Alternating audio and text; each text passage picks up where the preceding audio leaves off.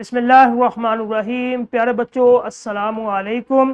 امید ہے کہ آپ سب خیریت سے ہوں گے۔ میں ہوں آپ کا معلم محمد اسامہ انس۔ بچوں آج کا ہمارا بی لفٹ 85 جس کا تسلسل یقیناً آپ نے کر لیا۔ آج کا ہمارا کام لکھنے کی صلاحیت ہے کہ کم از کم 200 الفاظ پر مشتمل مضمون لکھ سکیں۔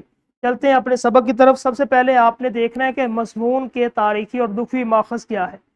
عربی زبان کا لفظ ہے اور لغوی معنی ضمن میں لیا ہوا، ٹھیک ہے۔ اگر ہم تاریخی بات کریں گے تو لاطینی زبان کے لفظ سے انگریزی اور انگلش سے پھر اردو کے اندر یہ آیا، ٹھیک ہے۔ لغوی معنی کسی مسئلے کو عام الفاظ میں پیش کرنا۔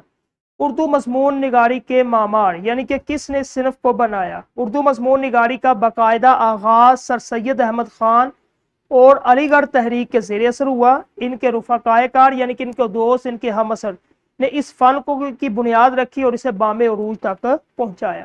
مضمون کی جامع تعریف کیا ہے؟ کسی بھی موضوع پر معلومات کے ساتھ ساتھ اپنے خیالات کو اس طرح صفحہ کرتاس پر بکھیرنا کہ پڑھنے والا متاثر ہو سکے، ٹھیک ہے۔ یعنی کہ اپنے خیالات، جذبات کو ایک ربط دلائل کے ساتھ آپ نے لکھنا ہے اور پھر آپ کا یہ اچھا مضمون بن جائے گا، ٹھیک ہے۔ مضمون کی اہم اقسام: معلوماتی مضمون ہوتا ہے، اس میں حقائق اور معلومات فراہم کی جاتی ہے۔ ادبی مضمون، اس میں زبان و بیان کی خوبصورتی پہ بات کی جاتی ہے۔ صحافتی مضمون، اس میں حالات حاضرہ اور روزمرہ کے مسائل پر تبصرہ کیا جاتا ہے، ٹھیک ہے۔ اب یہ مضمون کا ایک خاکہ ہے، اجزاء ترکیبی، اس کو دیکھ لیں، اس کے مطابق آپ نے لکھنا ہے، ٹھیک ہے۔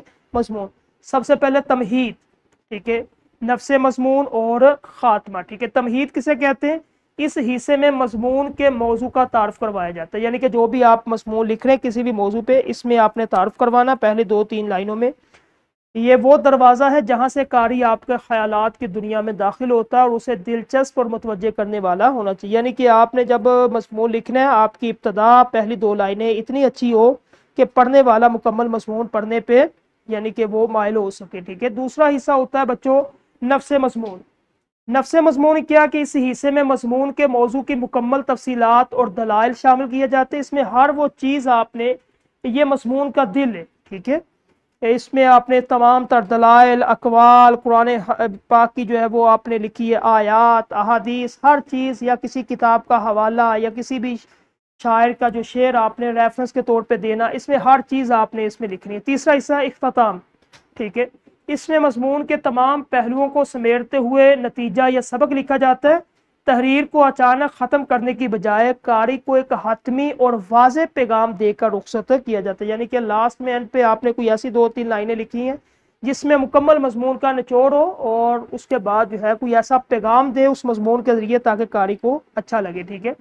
یہ خلاصہ ہے مکمل مضمون کا کہ عربی زبان کا لفظ ہے اور تاریخ اس کی علی گڑھ سے یہ، ٹھیک ہے، جنم لیا، یعنی کہ بنا یہ مضمون، اور اس کا بانی سر سید احمد خان۔ اور اس کے بعد یہ خاکہ ہے، مضمون اپنے خیالات، دلائل اور رائے جو ہے اس کو مد نظر رکھتے ہوئے مضمون لکھنا ہے۔ تمہید، نفس مضمون اور خاتمہ، ٹھیک ہے۔ تو اس طرح آپ مضمون لکھے تدریسی جانچ میں تو نکھار گھر کے لیے کام۔ تو آج کا ہمارا لیکچر ختم ہوا، اپنا خیال رکھیے، السلام علیکم۔